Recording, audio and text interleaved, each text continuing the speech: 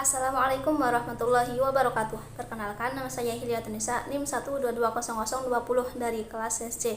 Di video ini, saya akan menjelaskan sedikit materi untuk memenuhi tugas akhir semester mata kuliah Hukum Acara Perdata dan Pengadilan Agama. Langsung saja kita masuk pada soal yang pertama, tentang apa yang dilakukan subjek hukum ketika menjadi penggugat, tergugat intervensi maupun turut tergugat. Nah, sebelumnya kita bahas terlebih dahulu mengenai apa sih itu subjek hukum. Subjek hukum ialah orang ataupun badan hukum yang memiliki hak dan kewajiban untuk melakukan suatu perbuatan hukum. Subjek hukum ini dapat bertindak sebagai penggugat, tergugat intervensi maupun turut tergugat. Nah, para pihak ini juga merupakan para pihak yang harus ada dalam suatu gugatan untuk menghindari gugatan yang bersifat plurium litis konsortium atau gugatan yang mengandung asas error impersonal atau kurangnya para pihak dalam suatu gugatan yang berakibat pada gugatan tersebut tidak dapat diterima atau bersifat NO. Nah, kemudian mengenai kewajiban dari para pihak ini, tentunya para pihak yang pertama, mereka harus melaksanakan serangkaian prosedur yang sudah ditetapkan oleh pengadilan berdasarkan ketentuan peraturan perundang-undangan. Terus yang kedua, para pihak juga harus memenuhi setiap panggilan yang disampaikan dari jurusita atas perintah ketua pengadilan. Yang ketiga, para pihak juga harus mengikuti setiap persidangan yang berlangsung. Yang keempat, para pihak juga harus mengikuti serangkaian prosedur persidangan secara tertib. Yang kelima, para pihak juga memiliki hak untuk mempertahankan haknya di muka pengadilan. Terus yang keenam, para pihak juga harus tunduk dan patuh terhadap putusan majelis hakim. Selanjutnya, mengenai perbuatan yang dilakukan para pihak ketika berasal di persidangan, ini tergantung dari kedudukan masing-masing pihak. Misalnya yang pertama dari pihak penggugat. Penggugat sendiri dianggap sebagai pihak yang mengajukan gugatan karena merasa dirugikan haknya oleh orang lain. Nah, bagi pihak penggugat ini juga harus memperhatikan terhadap surat gugatan yang diajukan untuk menghindari adanya cacat formil dalam gugatan yang berakibat pada tidak diterimanya gugatan di peradilan. Nah, kalau syarat formil dalam suatu gugatan, yang pertama, gugatan itu juga harus memperhatikan kewenangan mengadili dari setiap pengadilan. Yang kedua, gugatan harus jelas dan tegas mengenai posita dan petitumnya. Terus yang ketiga, gugatan harus tidak mengandung error impersonal. Keempat, gugatan tidak mengandung asas nabis et idem. Terus yang kelima, gugatan tidak prematur. Yang keenam, gugatan tidak menggugat hal-hal yang tidak dikesampingkan. Nah, kehadiran pihak penggugat ini dapat mempengaruhi setiap putusan pengadilan. Misalnya yang pertama, jika penggugat tidak hadir pada sidang pertama dan kedua, jika pihak penggugat atau kuasanya tidak hadir pada sidang pertama dan kedua, maka gugatannya dapat dianggap gugur dan penggugat dihukum untuk membayar biaya perkara. Yang kedua, jika penggugat hadir pada sidang pertama, dapat menghapuskan suatu putusan yang bersifat gugur. Yang ketiga, jika setelah kehadiran pihak penggugat terdapat ketidakhadiran pihak penggugat 2 kali secara berturut-turut, maka dapat diputus secara kontradiktoir atau putusan tanpa adanya pihak penggugat. Nah, yang kedua mengenai pihak tergugat. Pihak tergugat ini dianggap sebagai pihak yang merugikan hak orang lain.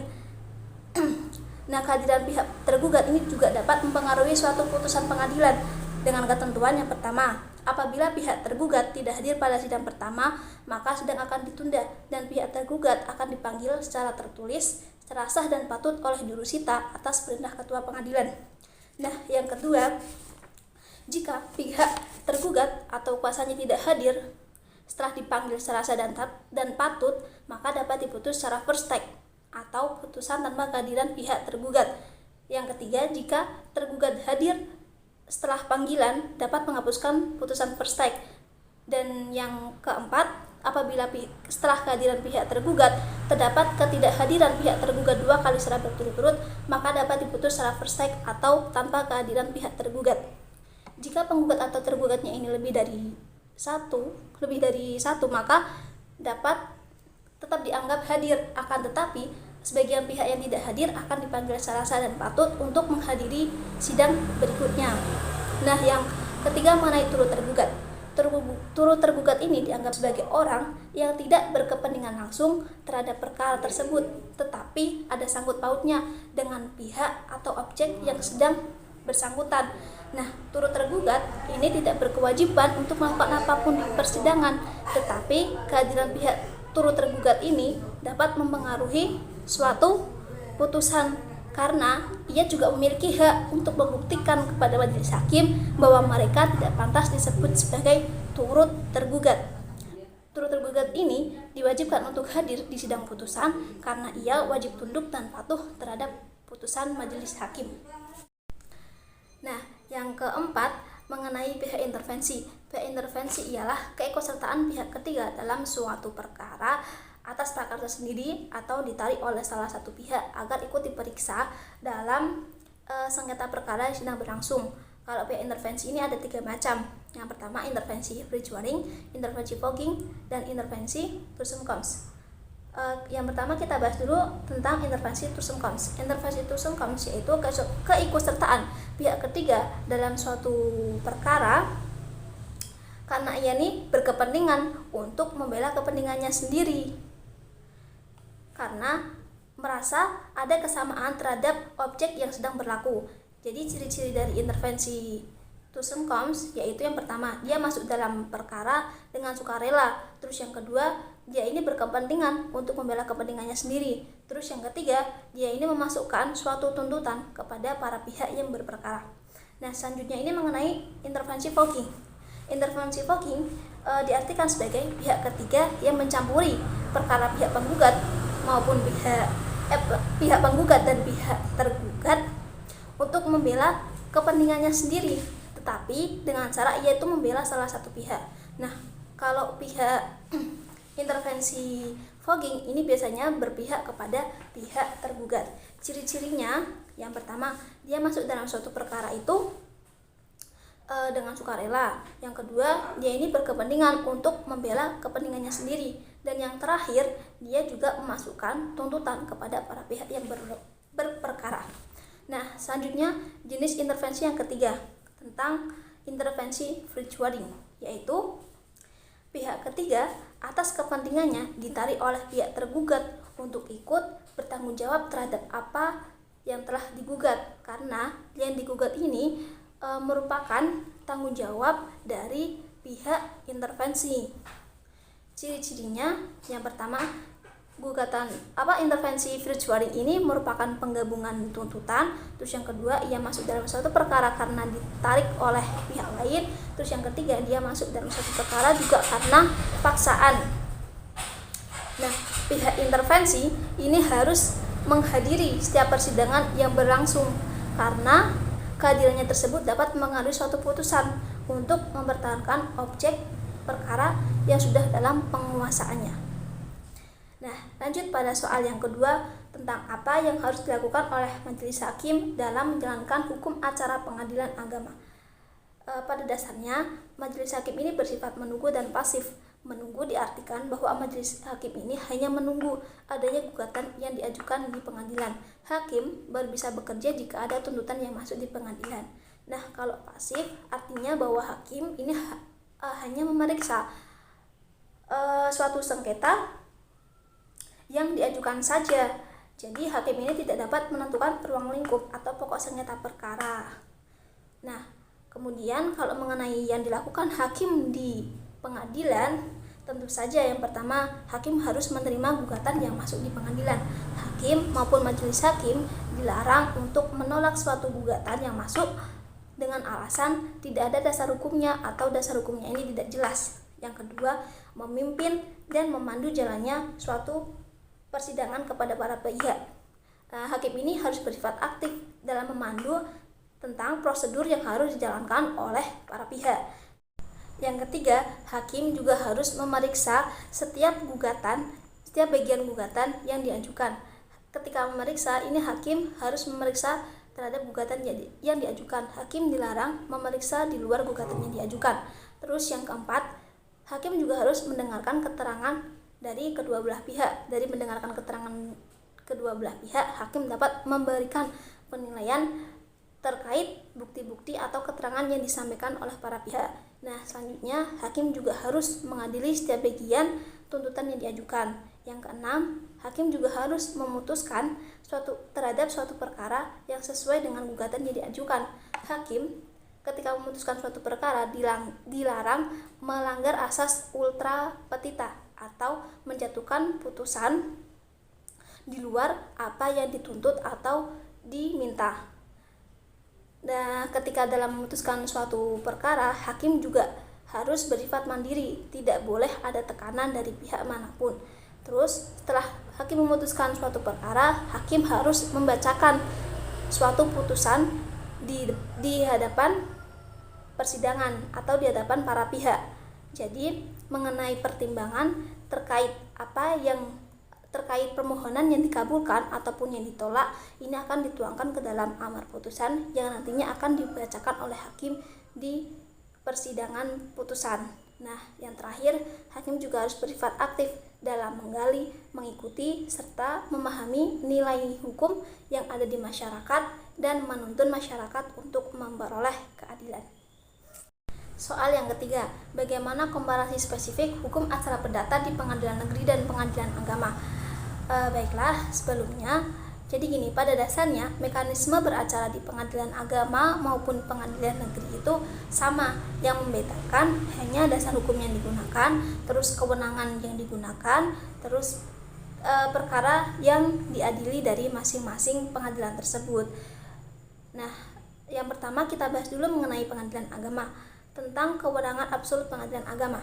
Kewenangan absolut pengadilan agama yaitu menangani setiap perkara yang berkaitan dengan WWW hipersadek, wakaf, waris, wasiat, hibah, perkawinan, sodakoh, infak, serta ekonomi syariah.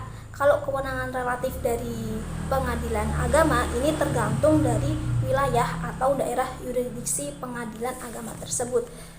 Nah, kewenangan relatif dari pengadilan agama ini menganut atau berdasarkan pasal 118 HIR, yang mana gugatan dapat diajukan di pengadilan tempat tergugat berdomisili. Yang kedua, gugatan dapat diajukan di pengadilan tempat objek sengketa itu berada. Yang ketiga, gugatan dapat diajukan di pengadilan tempat tergugat apabila tergugat lebih dari satu. Yang keempat, gugatan dapat diajukan di salah satu pengadilan yang dipilih atau disepakati. Dan yang kelima, gugatan dapat diajukan di pengadilan tempat penggugat apabila tergugat tidak diketahui atau tidak memiliki tempat tinggal. Kalau dasar hukum yang dimiliki dari pengadilan agama, yang pertama ia berdasarkan dari Undang-Undang 1945, Pancasila, serta hukum-hukum Islam yang berdasarkan dari Al-Quran, Sunnah, dan Ijma. Kalau perkara yang dihadapi di pengadilan agama ini tidak hanya menangani terkait perkara-perkara atau sengketa-sengketa antara umat Islam saja, melainkan perkara-perkara yang berbau Islam. Artinya bahwa pengadilan agama ini bukan menangani agama dari orang tersebut, melainkan menangani dari perkara yang diajukan. Nah, kalau dari pengadilan negeri, kewenangan absolut yang dimiliki pengadilan negeri ini memiliki kewenangan untuk memeriksa dan mengadili suatu perkara yang berkaitan dengan perbuatan melawan hukum seperti uang prestasi, hak kepemilikan, ataupun penguasaan yang sewenang-wenang. Nah, kalau kewenangan relatif dari pengadilan negeri ini juga berdasarkan pada pasal 118 HIR yang sama dengan pengadilan agama, yang mana gugatan dapat diajukan di pengadilan tempat tergugat berdomisili. Gugatan dapat diajukan di pengadilan tempat di mana objek sengketa itu terdapat. Yang ketiga, gugatan dapat diajukan di tempat salah satu tergugat apabila tergugat lebih dari satu. Gugatan dapat diajukan di pengadilan yang telah disepakati atau dipilih. Dan yang kelima, gugatan dapat diajukan di pengadilan penggugat apabila tergugat tidak diketahui atau tidak memiliki tempat tinggal. Nah, kalau dasar hukum yang digunakan itu ada dua, Undang-Undang 1945 dan Pancasila. Kemudian kalau perkara yang dihadapi di pengadilan negeri ini terkait dengan perkara-perkara yang berkaitan dengan perbuatan melawan hukum seperti prestasi, hak kepemilikan, ataupun penguasa yang sewenang-wenang. Nah, setelah mengetahui hukum acara perdata pengadilan agama dan pengadilan negeri, maka dapat disimpulkan adanya komparasi dari kedua pengadilan itu terdapat pada kewenangan relatifnya, yang mana sama-sama menggunakan pasal 118 HIR. Selanjutnya mengenai soal yang keempat, tentang bagaimana harapan Anda terhadap hukum acara perdata agama di masa yang akan datang. Seperti yang kita ketahui bahwa hukum acara perdata di masa sekarang ini masih bersifat majmuk dan beraneka ragam, yang mana masih banyak masyarakat yang masih menggunakan dasar hukum BW, terus dasar hukum adat, maupun menggunakan hukum Islam bagi para penganutnya dalam menyelesaikan perkara perdata. Nah, kemudian contohnya ini seperti adanya perbedaan penggunaan dasar hukum dalam perkara perkawinan antar agama. Terus juga ada perbedaan penggunaan dasar hukum dalam perkara waris. Nah, harapan saya sebagai mahasiswa hukum ini, saya berharap bahwa pemerintah ini terus melakukan inovasi untuk membentuk suatu peraturan perundang-undangan baru dengan menyesuaikan perkembangan zaman, tetapi tidak melupakan hukum adat yang ada di masyarakat. Artinya, hukum adat ini serta hukum adat dan hukum positif harus membaur sehingga peraturan perundang-undangan tersebut dapat diterapkan di masyarakat luas. Kurang lebihnya seperti itu. Mohon maaf atas kekurangan. Wassalamualaikum warahmatullahi wabarakatuh.